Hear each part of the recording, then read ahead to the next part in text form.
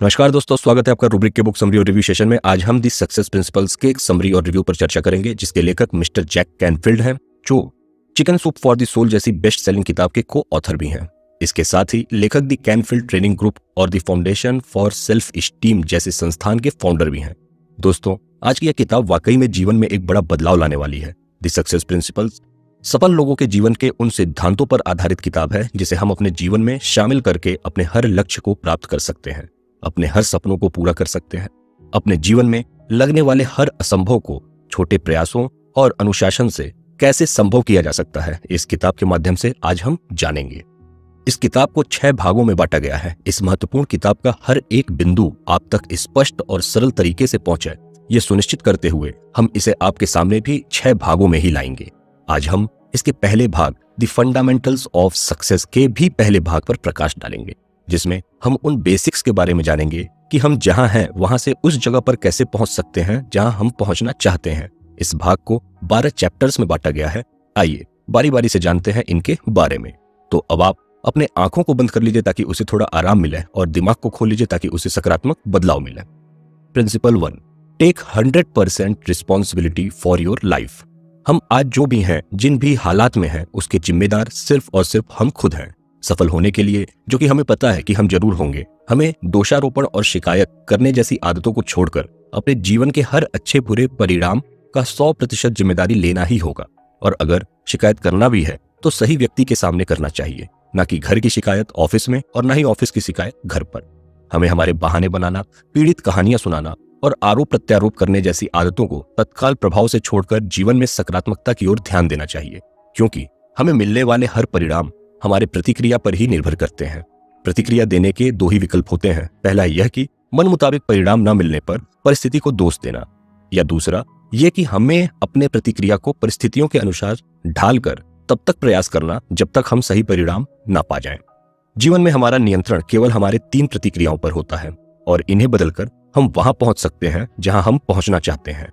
पहला हमारी सोच, दूसरा हमारी कल्पना और तीसरा हमारा एक्शन।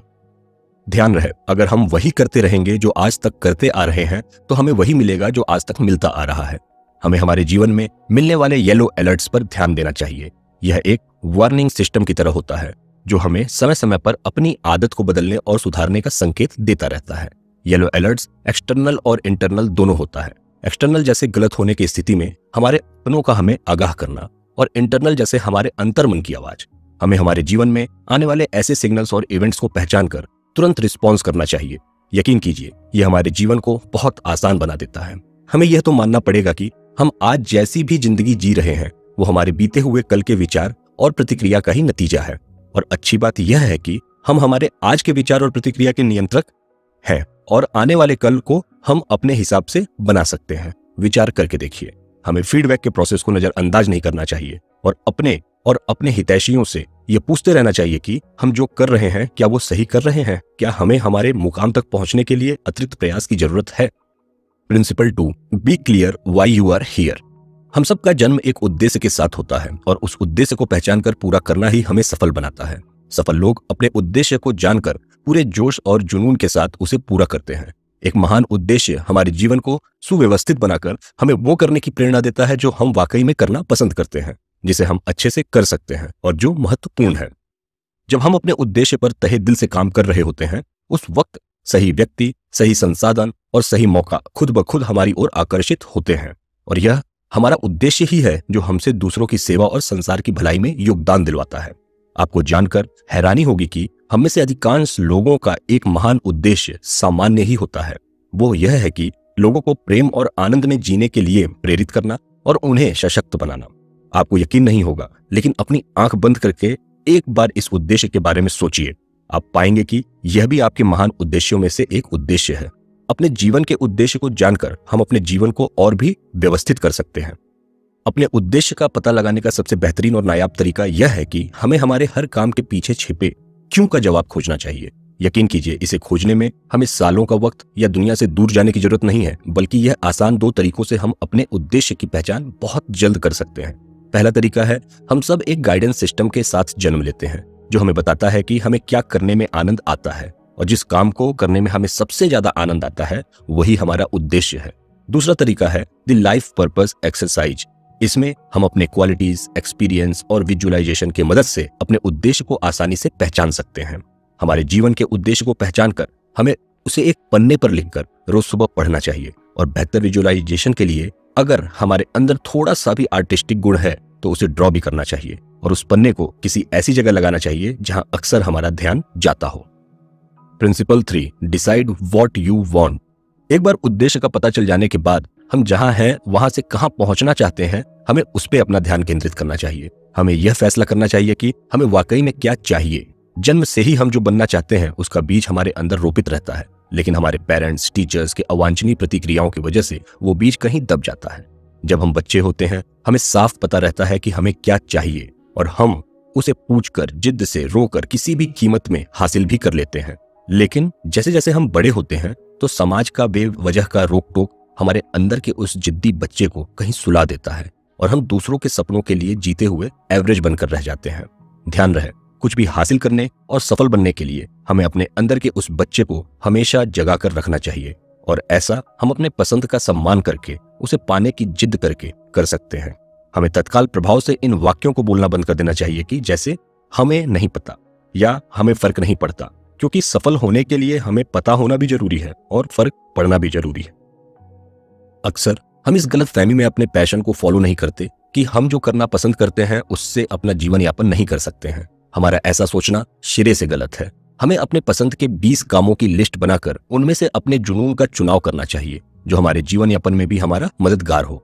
जीवन में मनचाहे मुकाम पर पहुंचने के लिए सबसे पहले हमें 2 चीजों को जानना बहुत जरूरी है।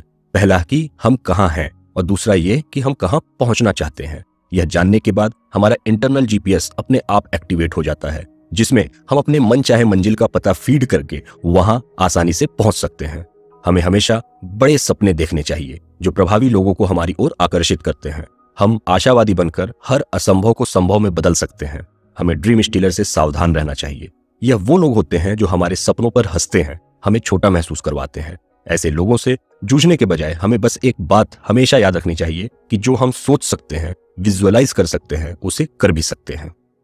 हम इसे अभी आजमा कर भी देख सकते हैं। किसी शांत जगह पर अपने आंखों को बंद कीजिए, एक प्यारा सा म्यूजिक लगाइए और अपने सबकॉन्शियस माइंड से पूछिए कि आप अपना आदर्श जीवन कैसा चाहते हैं।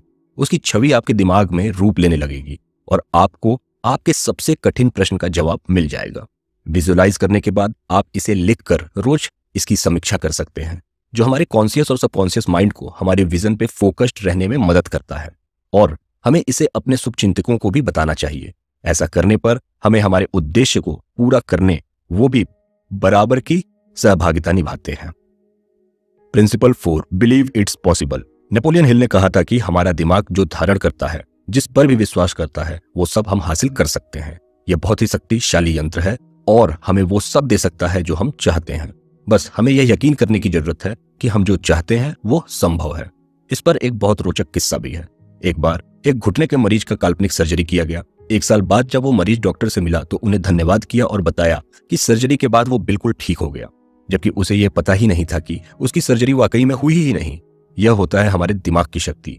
वो किसी भी बीमारी का इलाज हुए बिना ही उसे ठीक कर सकता है। इसका सीधा मतलब यह है कि किसी प्रक्रिया के बाद हम जो पाने की अपेक्षा करते हैं, हमारा दिमाग हमें वो दिलवा ही देता है। हमें बस अपने दिमाग को उसी तरह से कंडीशन करने की जरूरत है जैसा परिणाम हम चाहते हैं। कभी भी जीवन में सेल्फ कॉन्फिडेंस की कमी होने की स्थिति में हमें आईने के सामने अपने आंख में आंख डालकर जोर से कहना चाहिए कि हम हमारे सपनों को पूरा करने के लिए हर कीमत चुकाने को तैयार हैं। हमें पता है कि हम जो कर रहे वो एकदम सही है और हम जरूर जीतेंगे। Principle 5, believe in yourself. अगर हम अपने सपनों की जिंदगी को जीना चाहते हैं तो हमें सबसे पहले यह यकीन करना पड़ेगा कि हम उसे पाने में सक्षम हैं और हमारे पास उसे पूरा करने का हर संसाधन है। आज हमारे पास जो भी सेल्फ स्टीम, सेल्फ कॉन्फिडेंस और सेल्फ एश्योरेंस है वो हमारे पेरेंट्स की वजह से है, और यह और ज्यादा शक्तिशाली तब हो जाता है जब हम इसे बूस्ट करने की जिम्मेदारी स्वयं पूरे तरीके से लेते हैं। जब हम हमारे सकारात्मक आत्म मंथन और दृष्टिकोण को हमारे अभ्यास और प्रशिक्षण के साथ जोड़ते हैं, उस वक्त हमें हमारे लक्ष्य को पाना और ज्यादा संभव हो जाता है। जब हम अपने आप से यह बोलते हैं कि हम कुछ भी कर सकते हैं, उस वक्त हमारे शरीर में एक अलग शक्ति का संचार होता है जो असंभव को भी संभव बना देता है। हमारे दिमाग का डिजाइन ही कुछ इस प्रकार है कि वो किसी भी परेशानी का हल खोजने में आत्म सक्षम है। इसीलिए बचपन में हमें बड़ी से बड़ी चुनौती भी आसान लगती है, हम घबराते नहीं हैं। विचार करके देखिए, हमारा विश्वास हमें वो सब कुछ दिलवा सकता है जो आमतौर पर हमारी डिग्री भी हमें नहीं दिलवा सकती। हमें कुछ भी बड़ा करने के लिए सही वक्त का इंतजार करने के बजाय अभी उसे करना शुरू कर देना चाहिए। दूसरे हमारे बारे में क्या सोचते हैं, अगर यह भी हम ही सोचेंगे तो फिर दूसरे क्या सोचेंगे। याद रहे, हमारी सफलता का दूसरों के भरोसे और सोच से कोई भी लेना देना नहीं है। एक सर्वे के अनुसार जब हम 18 साल के होते हैं उस वक्त हमें यह लगता है कि सब हमारे बारे में ही सोचते होंगे। जब हम 40 साल के होते हैं तो दूसरे हमारे बारे में क्या सोचते हैं उससे हमें फर्क नहीं पड़ता। और जब हम 60 साल के होते हैं तब हमें यह एहसास होता है कि हमारे बारे में ना तो कोई सोचता था और ना ही कोई सोचता है।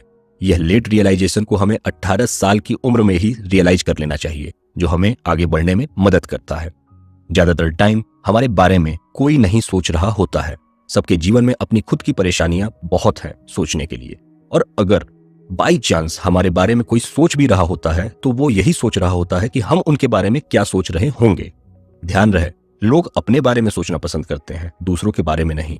अपने सोच को ही आजमा कर देख लीजिए। Principle 6, become an inverse paranoid. जब हम ये मानते हैं कि इस संसार का हर एक व्यक्ति, हर एक परिस्थिति, पूरा ब्रह्मांड हमें सफल बनाने में लगा हुआ है, तब हमारी ऐसी सोच हमें सफल बना देती है। ध्यान रहे, हमारे जीवन में आने वाली हर चुनौती हमें अपग्रेड, एम्पावर और एडवांस करती है, हमें कल से भी ज्यादा बेहतर बनाती है। इसको ऐसे समझिए, मानिए कि सुनसान सड़क पर हमारी गाड़ी खराब हो गई है और हम यह सोचने के बजाय कि हमें लुटेरे लूट लेंगे, यह सोचें कि कोई अच्छा व्यक्ति आकर हमारी मदद करेगा, उससे हमारी दोस्ती होगी और वो हमारा जीवन साथी बन जाएगा। यकीन कीजिए, उस वक्त हमारी मुलाकात किसी अच्छे इंसान से ही होगी। हम सब ने कभी न कभी यह अनुभव किया होगा कि हमारा आज का बुरा वक्त आने वाले कल में हमें वरदान साबित होता है। इसको ऐसे समझिए कि हम कभी किसी जॉब के लिए बहुत कोशिश किए होंगे, लेकिन वो हमें उस वक्त नहीं मिली और उस समय हमें बहुत बुरा लगा, लेकिन उसके बाद हमें उससे भी बेहतर जॉब मिल गई। और यह संभव तभी हुआ जब हमें वो जॉब नहीं मिली जिसके लिए हम बुरा महसूस कर रहे थे। इसीलिए कहा जाता है कि जो होता है वो अच्छे के लिए होता है। हमें हमारे हर बुरे अनुभवों में लाभ और मौकों की तलाश करते रहनी चाहिए। जब हम हर दिन की शुरुआत इस उत्सुकता के साथ करते हैं कि आज हमारे साथ क्या बढ़िया होगा, तो वो दिन हमारे बीते हुए दिनों से ज्यादा बेहतर होता है। हमें यकीन उस शक्ति पर करना चाहिए जो हम सबको चला रही है, हाँ, जिसे हम ऊपर वाला कहते हैं। वो हमेशा हमारे प्लान से बेहतर हमारे लिए प्लान बनाकर रखता है। Principle 7, unleash the power of goal setting. एक बार जब हमें हमारे जीवन का उद्देश्य पता चल जाता है, जब हम यह जान लेते हैं कि हमें वास्तव में क्या चाहिए, तब हमें उन्हें एक स्पेसिफिक गोल में तब्दील करके और ऑब्जेक्टिव्स निर्धारित करके उसे पूरा करने में अपनी सारी ऊर्जा लगा देनी चाहिए। हमारा दिमाग एक गोल सीकिंग ऑर्गेनिज्म है और जो लक्ष्य हम अपने सबकॉन्शियस माइंड को देते हैं वो उसे पूरा करने में दिन रात लग जाता है। हमारा लक्ष्य हमारे सबकॉन्शियस माइंड की शक्ति को जागृत करे, यह सुनिश्चित करने के लिए हमें 2 मापदंडों का ध्यान रखना चाहिए। पहला यह कि लक्ष्य को मापना आसान हो, जैसे हम अपना 3 किलो वजन कम करेंगे, और दूसरा यह कि लक्ष्य को पाने की समय सीमा निर्धारित हो, जैसे हम अपना 3 किलो वजन 1 महीने में कम करेंगे। हमेशा याद रखें कि हमारा लक्ष्य जितना ज्यादा स्पष्ट होता है, हमारा परिणाम भी उतना ही स्पष्ट होता है। हमें लक्ष्य स्पेसिफिक रखने चाहिए। जैसे उदाहरण के तौर पर देखिए कि हमें एक बड़ा घर खरीदना है। इसे और स्पष्ट आप ऐसे बना सकते हैं कि हमें एक सी फेसिंग घर 7000 स्क्वायर फीट के एरिया का मुंबई में 2025 तक खरीदना है। यह होता है स्पेसिफिक गोल। हम हमारे लक्ष्यों को लिखकर और भी स्पेसिफिक बना सकते हैं। हमारा उसे लिखना एक वर्क ऑर्डर की तरह होता है जो हम इस प्रकृति को पूरा करने के लिए देते हैं। हमें हमारा गोल बुक मेंटेन करना चाहिए और अपने लक्ष्य को फाइनेंशियल, फिटनेस, करियर, रिलेशन के अलग अलग सेक्शंस में बांटकर अपने स्पेसिफिक गोल को लिखकर उसे समय समय पर अपग्रेड करना चाहिए। हमें कम से कम अपने 101 लक्ष्य जिसे हम इस जीवन में पूरा करना चाहते हैं अपने गोल बुक में लिखकर उसे बारी बारी से पूरा करने का प्रयास करना चाहिए। हमें अपने लक्ष्यों को दिन में कम से कम 3 बार पढ़ना चाहिए, जो हमें हमारे लक्ष्य के प्रति गंभीर बनाता है। हमें हमेशा ऐसे लक्ष्य का चुनाव करना चाहिए जो हमें हमारे कंफर्ट जोन से बाहर निकालने के लिए प्रेरित करे, क्योंकि हमारा अंतिम लक्ष्य हमारे भौतिक लक्ष्यों को प्राप्त करना नहीं बल्कि अपने जीवन का स्वामी बनना है। ऐसे में हमें ब्रेक थ्रू गोल्स भी निर्धारित करने चाहिए, जैसे यूपीएससी क्लियर करना, बुक लिखना, एंटरप्रेन्योर बनना और भी बहुत कुछ जो हमारे व्यक्तित्व में बड़ा बदलाव लाते हैं।